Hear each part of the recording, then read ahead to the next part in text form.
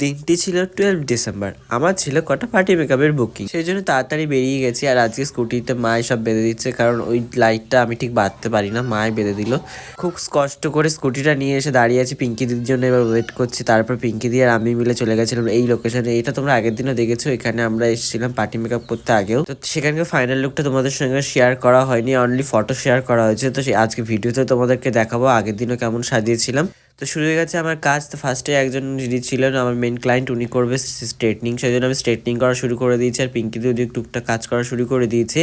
তো আমি এক এক সেকশন করে নিয়ে চুলটা খুব সুন্দরভাবে আলতু হাতে স্ট্রেট করছি, যেহেতু এখানে একটা এক্সটেনশন অ্যাড করবো আমি, সেই জন্য। আর ওই দিন ছিল প্রচুর তাড়া, যার জন্য ভিডিও ক্লিপ ভালোভাবে নেওয়া হয়নি। তো ফার্স্ট একজনের পার্টি মেকআপ করা হয়ে গেছে, তারপরে সেকেন্ড এনাকে করছিলাম, তারপর থার্ডে এই যে সেই পৃথা, যার আগের মেকআপটা তোমাদের খুব ভালো লেগেছে, তোমরা সবাই কমেন্টও করেছো। তাহলে এই মেকআপটাও আজকে তোমাদের সঙ্গে ভিডিওটা শেয়ার করবো। ফটো তো দেখেই নিয়েছো তোমরা।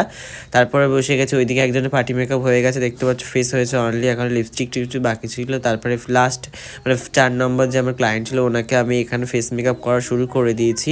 আর সত্যি কথা বলতে মানে স্কিনটা এত সুন্দর ফ্ললেস স্কিন ছিল, এরকম স্কিনে মেকআপ করলে এত ভালো রেজাল্ট পাওয়া যায়, সত্যি সেটা। আর একটা কথা তোমাদের সবাইকে বলে রাখি, যার যেমন স্কিন সেই অ্যাকর্ডিং তার স্কিনের রেজাল্টটা আসে। আর ওই দিন এত তাড়াতাড়ি ছিল যে এই ক্লায়েন্টের যেটা ফাইনাল রেজাল্ট সেটার কোনো ভিডিও নেওয়া হয়নি। তো এখানেই দেখে নাও তোর ফাইনাল ফেসের রেজাল্ট কেমন ছিল। আর এটা ছিল সেকেন্ড পার্টি মেকআপ কমপ্লিট করার পরে, যেটা তোমরা দেখতেই পাচ্ছ একটা সফট স্যাটেলের মধ্যে যেমন যা স্কিন আমি র ফুটেজে দিচ্ছি, কোনো রকম স্মুথ ফিল্টার মেরে কোনো রকম কিছু না, যেমন যা স্কিন তেমন তার স্কিনের রেজাল্ট আসবে। খুব সুন্দর মিষ্টি লাগছিল এই পিসিমণিকে দেখতে, আর এনাকেও খুব মিষ্টি লাগছিল, দেখতে পাচ্ছ। এটাও ফাইনাল রেজাল্ট হয়ে গেছিলো তখন। আর এই ফুটেজগুলো নিয়েছিল পিঙ্কি দি। তোমরা অবশ্যই কমেন্ট করে বলো কেমন লাগছিল ওই দিনকে। আর আমি তো ওইদিকে অলরেডি কাজ করছি। তারপর এটা ছিল আমার ফোর্থ মেকআপ। তো এর মেকআপটা দেখো পৃথা, তো এর নর্মাল যে গাউনের মেকআপটাও তোমরা খুব ভালোবেসেছো। আর এটা ছিল ওর মানে সেকেন্ড দিনের মেকআপটা। তো লাস্টের হেয়ারটা খুবই তাড়াহুড়ো করে করা হয়েছিল, আমি একা হাতেই সব কিছু করছিলাম, বুঝতেই পারছো কতটা টাইম লাগতে পারে। আর পিঙ্কি দি ওই দিনকে প্রচুর হেল্প করেছিল, যার জন্য আমি এতটা কমপ্লিট করে উঠতে পেরেছিলাম। তো তোমরা বলে অবশ্যই কেমন লাগছিল ওইদিকে পৃথাকেও। মানে 2 দিন 2 রকম লুক রাখার চেষ্টা করেছে। একদিন পুরো সফট স্যাটেলের উপরে রেখেছি, এদিনকেও সফট স্যাটেল, বাট একটু হালকা গর্জিয়াস করেছি, যাতে একটু গাউনটা যেহেতু যেমন কালার ছিল তার সঙ্গে যেমন লুকও ডিমান্ড করছিল, তার সঙ্গে এইরকম লুকটা করলেই আমার মতে হয়তো ভালো লাগছে। তো এর মধ্যেই তোমাদের সঙ্গে একটা কথা শেয়ার করে নিই। তো আমার যে আপকামিং যে ব্রাইডাল সিজনের বুকিং সেগুলো ওপেন আছে।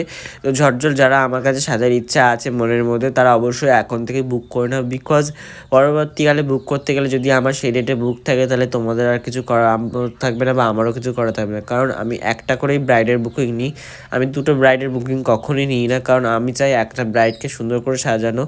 আর দুটো কখন নিই, যখন খুব ক্লোজ লোকেশান হয় বা খুব সুন্দর কাছাকাছি থাকে, তখন আমি 2টো বুকিং নিতে পারি, বাট সেটা সময় কন্ডিশন বুঝে সেটা। আর এই যে ফার্স্ট দিন যে আমি পার্টি মেকআপ 2টো করেছিলাম এসে, সেই 2টো তো তোমাদের সঙ্গে শেয়ার করা হয়নি, তাই এটার মধ্যেই দেখিয়ে দিলাম। ওটা ছিল ফার্স্ট পার্টি মেকআপটা, আর এটা ছিল পিতার প্রথম দিনের লুকটা। ভিডিওতেই তোমাদের ফটো তো তোমরা দেখিয়েছো, বাট ভিডিওটা দেখোনি, তাই তোমাদের এর মধ্যে শেয়ার করলাম।